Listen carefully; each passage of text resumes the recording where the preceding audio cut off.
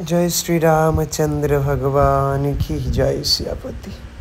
আপনারা যারা আরজি জানাবেন, আপনারা কোনো হনুমান মন্দিরে বা আপনার বাড়িতে বা হনুমান কোনো ঠাকুর ঘরে বা হনুমানের মূর্তির সামনে নারকেল, কলা, লাড্ডু দেবেন।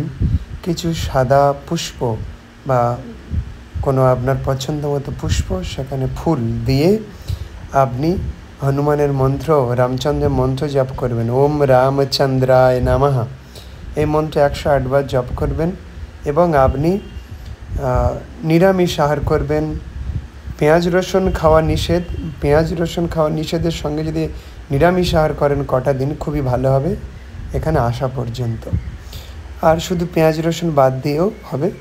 আর 3টে আরজি জানাবেন, 3টে মনের দুঃখের কথা জানাবেন, জানিয়ে একটু শ্রদ্ধা দিয়ে বলবেন এটাই আরজি।